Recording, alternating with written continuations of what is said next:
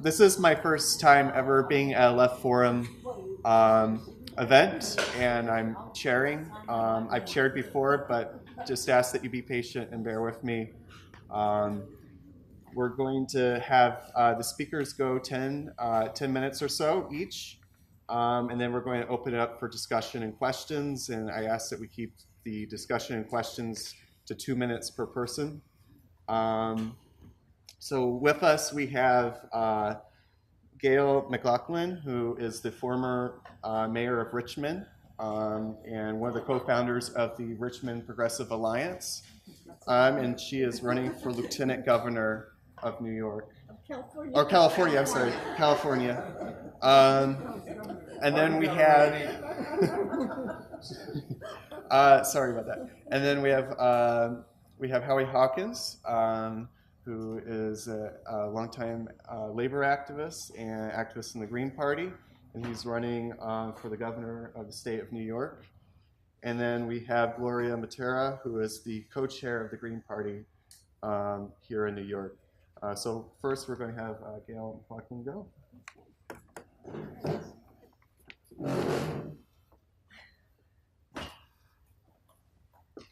Well, thank you very much. I'm glad to go first here. I will have to leave at 5 o'clock to go catch a plane back to California, but I'm delighted to be here and have an opportunity to share some thoughts with you. So, again, my name is Gayle McLaughlin, and I'm the former two-term mayor of Richmond, California. Now, Richmond is a city across the bay from San Francisco, a very diverse city. And I'm also a co-founder, as was said, of the Richmond Progressive Alliance, which is very important. I'll share a little bit about that with you. I'm also a candidate for Lieutenant Governor of California, and all these things overlap, and I'll tell you a little bit about why. So I've served 13 years as a corporate free elected official in Richmond. I ran and won 4 campaigns, 2 for mayor, 2 for council, and won them all without a penny of corporate money. And this is in spite of this big oil refinery, a Chevron oil refinery in our city that spent millions to try and defeat me and other progressives running for office. The first corporate free council member in Richmond, but by far not the last. Right now, as it is going back to November 2016, we have 5 corporate free council members sitting on the city council out of 7 total. So these 5 council members are members of the Richmond Progressive Alliance. So that's a super majority of council members that we hold on the council. And this is in a city that just a little over a decade ago had the whole council purchased by Chevron. Chevron funded all the campaigns. The whole council was totally under their thumb. But things have changed, and it took us a little over a decade, but we made an amazing transformation of our city. We did this, like I said, in spite of Chevron's trying to hold us back. And let me give you an example. In 2014, Chevron spent $3.5 million to try and defeat us. I was running and a couple other RPA members, and we all won. All the progressives won, and all the Chevron candidates lost. So that goes to show you it can be done. You know, you could transform a city council, you could beat the big money. You know, we did it by reaching out to the community and over time, and they got to know who we were as a progressive alliance. And of course, when I was mayor, I had the opportunity to really engage the community in a major way. But why do we do this? Why do we want to transform a city council? Well, it's because we want to change the quality of life for our residents, right? Because in the past, Richmond was known as a high crime city, lots of poverty, things only getting worse. But what we were able to do is turn a downward spiral upward. So now we're spiraling upward. And the kind of quality of life changes we made, we increased the minimum wage to $15 an hour. We passed the first new rent control law in California in 30 years. We reduced crime dramatically, a 75% reduction in homicides over the 8 years I was mayor. We did this by addressing the root causes of crime, by giving opportunities to our youth in particular. We also stood for immigrant rights. We're a sanctuary city. We sued the Trump administration in early 2017 because of its policies against sanctuary cities. We stood for our public schools against privatization. We got over $100 million in additional city taxes from Chevron. And that's, again, with community pressure.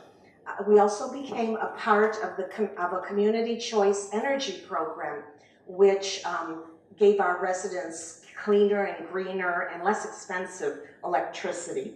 And we also limited Chevron's pollution. So much more, and if you want to check out more, you could go to my website, gayleforcalifornia.org, GAYLEFOR, California.org. So how are we able to do this? How are we able to make such a massive transformation and really reverse this downward spiral? Well, we were able to do it because we advanced independent political power. And that's the theme of this panel. And we did it by building the Richmond Progressive Alliance, the RPA. We came together in 2003, regardless of party preference. Some of us were Green Party members, some were Progressive Democrats, some were Peace and Freedom Party members, which is a party in California. Others had no party affiliation. And we came together to build a local movement and to run candidates for local office without any corporate money. So that is what is behind it all, and we just kept building our movement. Now let me share with you what I've been doing over the last year and a half. So I became part of the RPA outreach team because people wanted to know how we did it in Richmond. So I've been going around California, this was starting early in 2017, and talking about, you too can build a progressive alliance based on the RPA model and transform your city council. So we started doing this, and at a certain point we decided if we ran a statewide campaign, we would be able to propel our message further along because a candidate has more of a stage and a louder megaphone to present the message. So I decided to run for lieutenant governor, and we launched as an NPP, no party preference candidate, as an independent. And we launched the campaign as an organizing campaign. So that's the thrust of this campaign. It's to organize progressives in California. And now there is a very real possibility of a victory on June 5th. It's just a few days from now. That's why I'm flying back to California to get out the vote last few days here. We have an open primary in California, so the top 2 vote getters will go on to November. So we're hoping, we're working hard. It all depends on whether progressives are going to show up to the polls on June 5th. So what are some of the successes we had in this organizing campaign over the last year? Well, we rallied progressive forces up and down the state. We worked with and were endorsed by the National Our Revolution group, Bernie Sanders Our Revolution group, and 38 Our Revolution chapters up and down California. We've been doing this since last June. We also were endorsed by National Democratic Socialists of America and a dozen local chapters. We were endorsed by the California Green Party. I used to be a Green, still hold those Green values in my heart, and many local Green Party chapters in California. We're also endorsed by the Peace and Freedom Party, Socialist Alternative, the Movement for a People's Party, Ralph Nader, Bill McKibben. We have just a host of really prominent progressives and progressive groups. So in addition to all this, we shared the RPA model. And we shared this with hundreds of groups, thousands of individuals, And at least a dozen new progressive alliances have emerged in California since we've been encouraging this effort, following the RPA model. And we reached out and educated millions of voters with social media, texting, phone banking, and email. And in addition to that, we've embraced corporate-free candidates up and down California. We've coined the term corporate-free in California. It started with the Richmond Progressive Alliance. That means you run without corporate money. So there's about 30 plus candidates that I'm endorsing, and we call it, someone dubbed it the Gayle force. So we all got a lot of force, and we're moving forward. So we're building this big progressive tent, really bringing people together regardless of party preference, just like we did on a local level. There are some people, a lot of people in the Our Revolution group are progressive Democrats. They're fighting the good fight in the Democratic Party. We don't discourage that, even though we always make it clear that some of us, myself included, are committed to organizing outside the two-party system, because we believe the Democratic Party is so entrenched with corporate power, and we can't wait for this prolonged struggle within the Democratic Party to be resolved. So in terms of the bigger picture of where do we go from here, do we build another party, do we have multiple parties? I want to just touch on that a little, because political parties and candidates are really needed to participate in the electoral process, and most of us think that by participating in the electoral process, we can change and improve our lives. But that's only partially true. It's only true if political parties and candidates are about building working people's power. And I think most of us know that the election process is rigged. It allows elected officials to be bought off and to create a pseudo-democracy. I mean, some of these corporate elected officials make minor changes in policy, but they keep the system going. But elections, political parties, and candidates are important. So even though we have this rigged system, it's still important to run and win when we can, to accumulate more power for working people and to put a people's agenda on the table. It gives us opportunities to develop organization and power, and to take power away from the 1% oligarchs that rule. So what is the way out of this whole mess? The bigger way out of it. Well, it's to elect candidates who play by a different set of rules. And these set of rules mandate that candidates run to help build a movement with real power and build the consciousness to challenge corporate domination. So that means building alternative organizations, or an alternative movement, alternative parties. And these parties and organizations cannot be dependent on corporate power that rules in government. Candidates have to be committed to building people power and to see their job as building a movement outside of people power. Candidates should not go into office thinking, oh, they're going to work with other elected officials. No, their purpose is to build a movement if we're really going to have independent power. So also candidates need to understand that we're in the, we have a class divide in this country, and they have to know what side they're on. And that would be the side of working people. So ultimately we have to build this movement that builds power to force government to respond.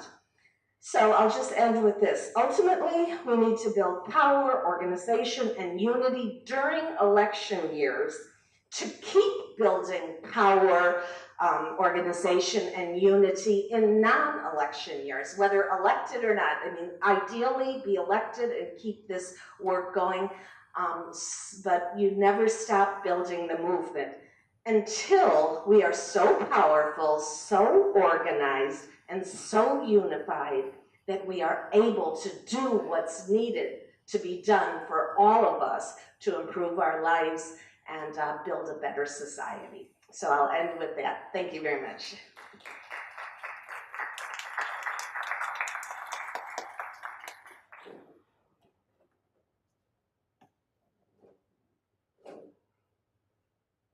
So we came to the LeftForum last night at the plenary. How many were there? And what happened? Jane Sanders invited us to enroll in the Democratic Party to vote for primaries. At the LeftForum. You know, we had panels like this from 2016.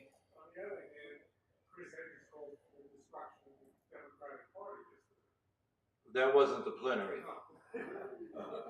Yeah, you can find all kinds of things at the LeftForum, but I think that's symptomatic of where things are at right here. I was just talking, was it Rick Wolf that told me this?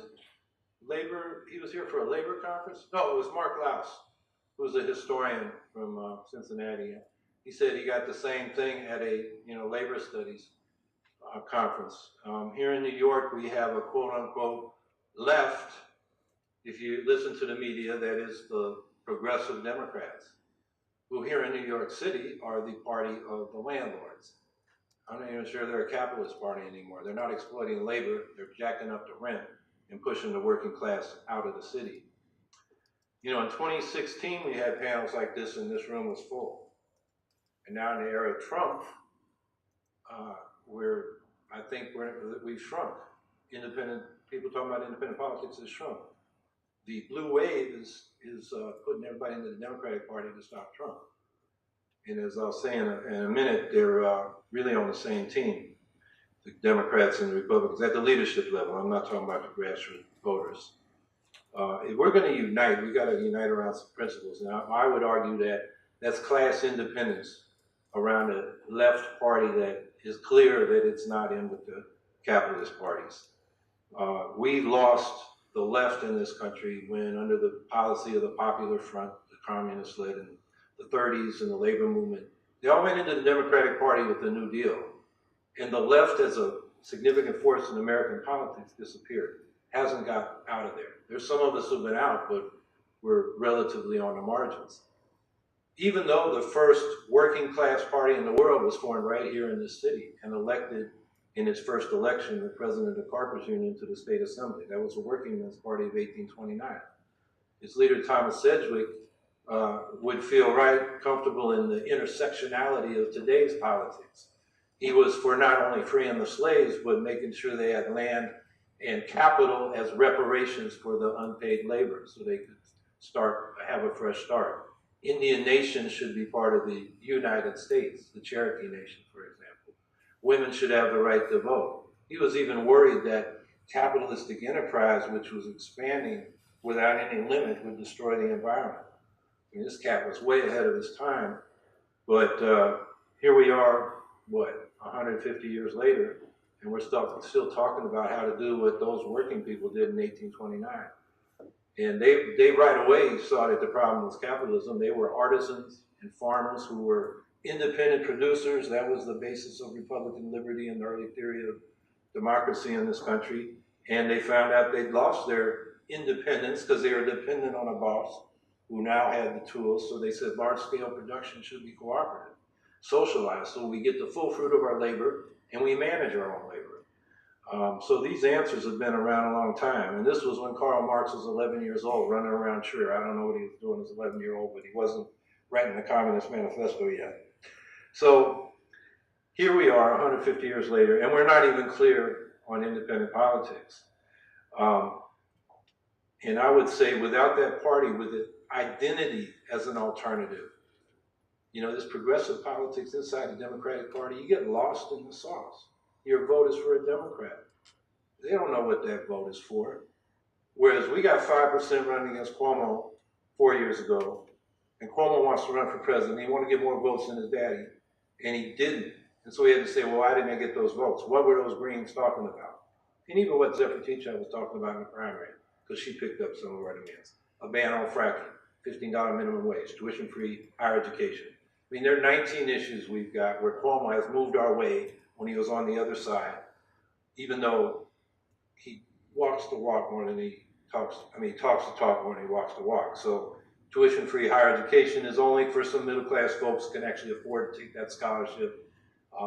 You know, lower income people really can't afford to use it because they got to do living expenses and they got to work, and that means they can't graduate in time to keep the scholarship. So that's just to say we have good reforms, but watch out when the Democrats say, "Oh, we'll do that." So a couple things Gayle raised. I want to give a different perspective. The Richmond model, which is nonpartisan, multi-party, people can be in any party, but the elections there are nonpartisan. You go to the next level, that coalition breaks up.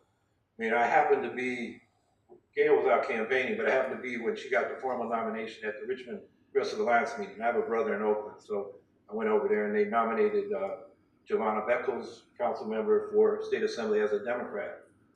And I was surprised. There was no debate about the Democratic Party. It's just we're going to endorse our people for these offices. And, you know, I had raised, I don't know if Gayle ever saw this discussion. It was on the solidarity list with Mike Parker's on it. He's a key person organizing there. And I said, you know, you guys haven't taken on George Miller, who was a very liberal member of Congress, co-founder of the Progressive Caucus. But, you know, like a Democrat, he will do sometimes what the business interests want. Like he was the Democratic sponsor of No Child Left Behind. And then something that affected me personally, he was the guy that put the amendment to the Omnibus Spending Bill 2015 that changed ERISA, the Employment Retirement Income Security Act, which had protected our earned pension benefits and said you can cut them in multi-employer pension funds. So I retired earlier this year and my pension was cut by the Treasury Department. The cut was approved by the Treasury Department of 20%. And, you know, thank you, George Miller. The thing was, and I raised this with Mike, is you guys were not in a position as a unit to go against Miller. And Mike was saying, well, we weren't able to. But I would argue back that you get 5% against Miller, you get his attention. You can influence what he does. If you ignore him because your coalition, because it's multi-party, can't really take him on as an independent party at that level, he's got a free ride. And the Democrats got a free ride. And even the most progressive of them put a progressive face on what's fundamentally a reactionary party. On the question of corporate free, yes, you can run without corporate money and even get elected. And before I make this criticism, I want to say that I just ran for mayor and Gayle was my model. I kept talking about Richmond, California, particularly the police department, which in Syracuse is sucking the city dry. I mean, I won't use the words that the cops don't like to say, but they work 3 or 4 years on patrol, and then they do desk jobs. They screw them up. They screw up the books. They screw up the records. They sit there doing overtime like they were doing background checks on Pop Warner volunteers on overtime so they could get more overtime. Nobody asked them to do that. And so they're taking 45% of the city budget. And our crime and murder rates, we were the third or sixth worst murder rate. We went way past Richmond, which used to be in that category. So what they did there was a model, and Gayle outlined some of them, and I can't think of another mayoralty, that's the right word, mayorship, that got more done than Gayle did as the mayor of Richmond. That said, you can run corporate free and get in office, but you're still not really corporate free because the system is still there. Think of Dennis Kucinich when he was mayor of Cleveland in the 70s.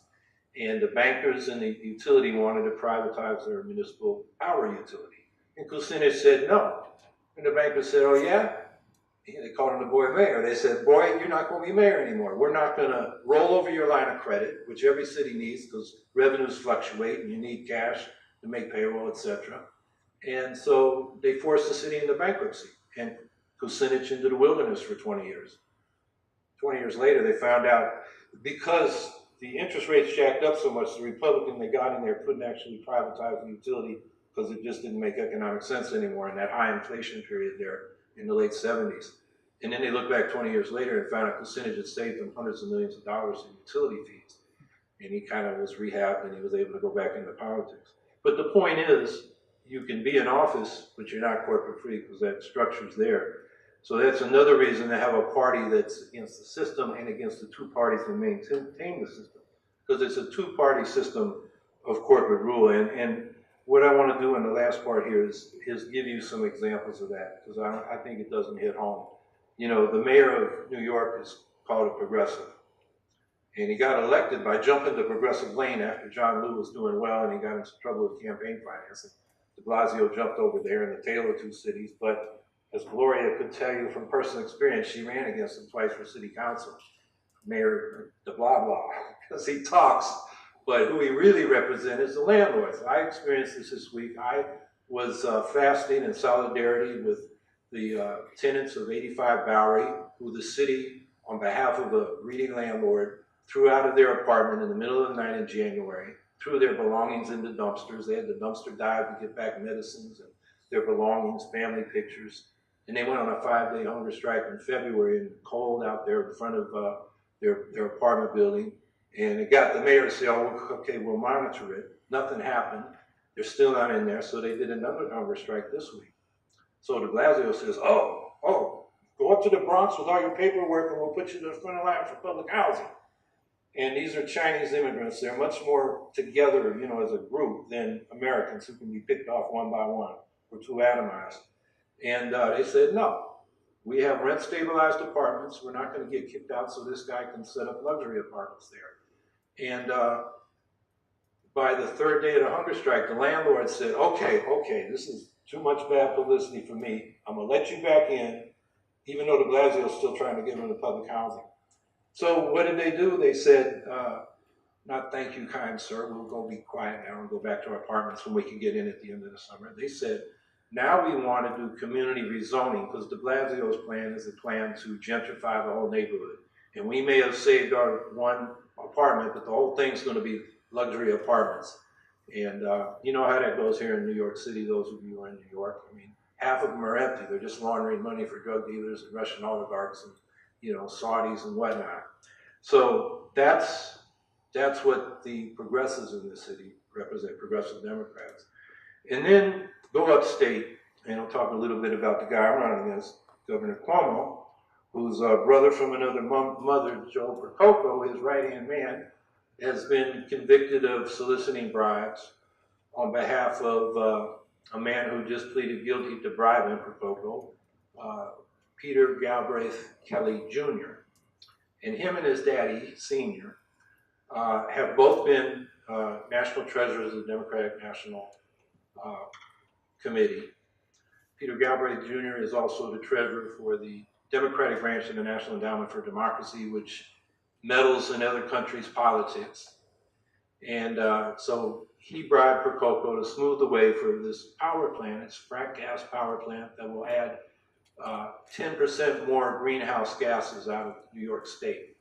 And they don't need the power to replace Indian Point. They'll just replace other power plants that already can replace Indian Point. And so that's sleazy enough. But the fact is, these people are in bed with the Trumpists. Peter Galbraith Kelly Sr. was in the public relations and lobbying firm of Black, Manafort, Stone, and Kelly. That is Charlie Black, Paul Manafort, Roger Stone, Lee Atwater was a principal, and Peter Kelly, the Democrat, who was the treasurer of the National Democratic Committee. Their clients were people like Jesse Helms, you know, probably the most racist senator we've had in you know, the last 50 years. Charlie Black, one of those partners, cut his teeth on Jesse Helms' campaign in '72 that got him elected the first time. Their clients were people like Mobutu from Zaire and Marcos from the Philippines. And, you know, all these dictators and corporations and dirty, you know, right-wing politicians. And, you know, this is a top dog in the Democratic Party, treasurer of the Democratic Party, doing business with these guys. And then the son, Peter Kelly Jr., is still with Charlie Black from that same firm, doing the same kind of business, representing those kind of clients. That's the Democratic Party. And I don't think the left has any business organizing anybody near the Democratic Party. Otherwise, like I said, we get lost in the sauce. The left doesn't have its own voice. And when we do have our own voice, and I think the Richmond Progressive Alliance at that level was an independent voice. They beat Chevron. I mean, that shows we can do this. I think the 5% we got 4 years ago gave us some leverage to get some reforms. So what we're doing this year, our slogan is demand more. We demand more in the sense of, like Ralph Nader says, let's raise our expectations. We can't have crooks running the government. And we got it from top to bottom. Demand more, we can win more reforms. But we want more than piecemeal reforms. Demand more also means we got to change the system. Thanks.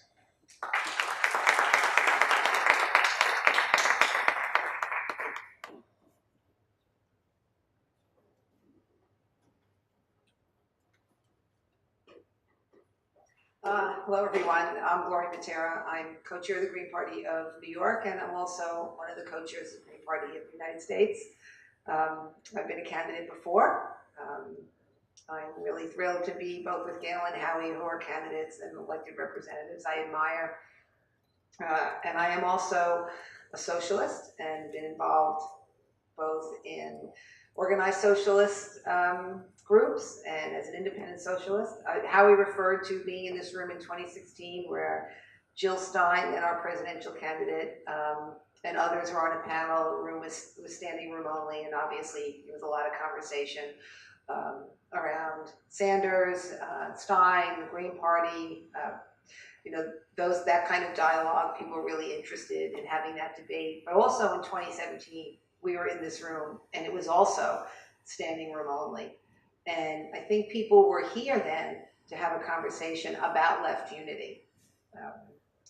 And a lot of disappointment for some people around what was both done to Sanders and what Sanders had done when it came down to the Democratic, when it came down to the Democratic presidential candidate and that campaign, and what kind of came after that. And so what was interesting about that time, besides being a lot more people in the room, is there are still people who felt like we were going to continue to carry this banner of if only Bernie would. And what I want to say is that that's one of our distractions when we're trying to build an independent left party and when we're talking about unity, because it's people waiting around for one particular person who became an icon for something, to do something that we want him to do, or that some people wanted him to do. And he wasn't particularly interested in that. Now, some of the formations and some of the activism and some of the activation of people that came out of the campaign in 2016 really changed a lot of things and infused a different conversation. That's a conversation I think we need to continue, and I hope we kind of improve on going here. And so one of the questions I guess that came up in the description, what Howie and Gayle are talking about, so does party affiliation matter? Is that really important? Well, it's important to me for lots of reasons, but kind of different perspective. First of all, the Democrats and the Republicans control how elections are run. They do that nationally, and the whole issues around debates and who can be in the debates and who can have money and who gets on TV. But they also do it state by state, because every state has different laws and they control those laws. In New York, the Democrats and Republicans control, and what Bruce Dixon, our comrade in the Green Party, said in an earlier session, they legislate us away. That's what they use, and they use that in different states in different ways. When you can run in a nonpartisan race, that's a little bit different. Greens do pretty well for that. But party affiliation matters because there are two corporate parties, and their affiliation and their brand is very strong. So when we're told, let's all just be one big group and party affiliations don't matter, then why not dissolve those parties too? I completely support the idea on local level that independents or socialists or green candidates can kind of band together. I really acknowledge the non-corporate stance of Richmond Progressive Alliance, and what I appreciate Gayle saying in terms of continuing to build a movement and to organize people. And I think the best thing she said for me today, which is always something I said when I ran for office, which is like, no, your job when you get elected is not to figure out how I'm going to compromise or how I'm going to work with the other people. And then you actually get asked that question in debate. If you get elected, you'll be the only Green. Will you work with the Democrats? Hell no, I won't work with the Democrats. I'm working for the people that elected me to go there and work for that. And I really appreciate that was something really important that Richmond Progressive Alliance said. But until there's some change and some shaking up of the two-party system and the laws that control that and the money that controls that, to me, party affiliation matters, because my party believes in election integrity and will stand up and challenge elections and recount elections and go and review those numbers and go to court when we can, when we think and we know that there has been tampering with elections going on. And when the Democrats won't even do that to get their own candidate to win, or when their own candidate did win, like Al Gore, they could have changed that election, and they chose not to, because that upsets capital. And that is what's more important than to pretend it's a democracy here. My party affiliation matters because we stand up for Palestinian rights. As a party, not an individual candidate in there. As a party, we are on record, and every candidate that runs for office needs to believe in that, like all our other parts of the program. And my party affiliation matters because we understand that capitalism is both destroying our lives as humans and the environment. And so we talk more about eco-socialism and how we need to look at those two things as integrated, and how we have to look at a way to change society where the capital is not what's governing everything that happens, both to us as human beings and to the earth. Now, is it a challenge? Yes, it's a big challenge. And even to talk about becoming, an independent left party is a long way to go. I think that doing that on a local level is very helpful. I think that's kind of the way to do it. I think the fact that we are, though, a national party, the Green Party, and that we are connected internationally to parties does mean something. And I guess I want to say a little bit about this still thing about party affiliation, a little bit more. I'm kind of stuck on that. But so our revolution, I guess, is one of the numerous organizations that kind of grew out of Sanders' presidential campaign. I don't know, does party affiliation matter to them? It does when Green Party candidates have come to them and asked to be endorsed. That's happened, I know one in New York, I don't know how many others, but most of the other people endorsed are Democrats. So if you look at party affiliation very narrowly, like I'm a big part of the Democratic Party, maybe people are different. Progressive Democrats on the ground are different. Candidates have lots of different ways of presenting themselves as progressive. I'm not going to say there are no progressive Democrats that support some of the things that the Green Party does, but when you stay in that party and that's your affiliation, then it's kind of a pox on your house too. Like Greens get that. I feel like it's the same thing for Democrats. And just to kind of wrap up a little, because I know Gayle has to go, and so it would really be nice for her to be able to, if she has to say anything else or take some questions. I don't know how you're arranging the time here, because I can always come back and say more, is that we have a lot of work to do to stay relevant and visible. And sometimes people say to me, like, well, maybe it's the Green Party name or the Green Party brand. Well, is it because we're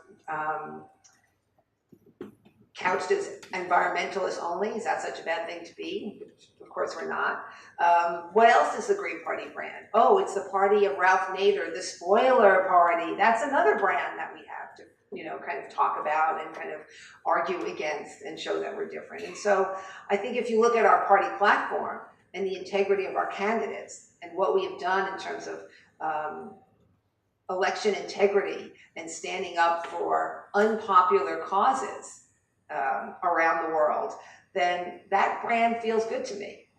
Do I think we have a lot of work to do and that we need to look at the Green Party and look at our kind of like-minded independent political candidates out there and people who are affiliated with the party kind of in a looser way? Yes, I think we do. But I think that at this point, in talking about building left unity, the Green Party has a really important place. Whether that big left independent party in the future, which I hope as I get closer to Social Security collection happens before, and while I'm still around, that maybe we won't be called the Green Party, but the Green Party will be a key player and a key component of that left independent political party that I hope we will be building soon.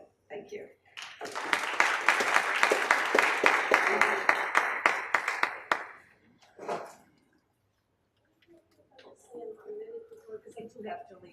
So I just want to thank everybody, and thank you, Gloria and Howie, for your great presentations. I just want to clarify, in California, our statewide races are not partisan. So, you know, it's the top 2 vote getters, regardless of party. So yes, you do register as I register as an independent, but others register as Democrat or Republican, but it could be 2 Democrats who win, 2 NPPs, no party preference, 2 Republicans, it could be anything. So you don't run party primaries. It's different. The other thing I wanted to say is that in terms of, I'm sorry, I lost my train of thought, but in terms of where we're at now, for me, it's very important that we do come together based on our values. That mass party of the future, whatever it is something we have to consider, but it's going to take a lot of brainstorming. And right now, for me, it's just keeping our heads above water and trying to come together as best we can, regardless of party affiliation. And yes, hold on to your parties. I encourage the Green Party to keep doing the good work it's doing. And in terms of those progressive Democrats who really feel they're fighting a good fight, I think we have to stay connected with their values and let them know that we support their values, even as we separate ourselves as independents. So that's kind of my perspective. And again, thank you for your attention. Really appreciate it.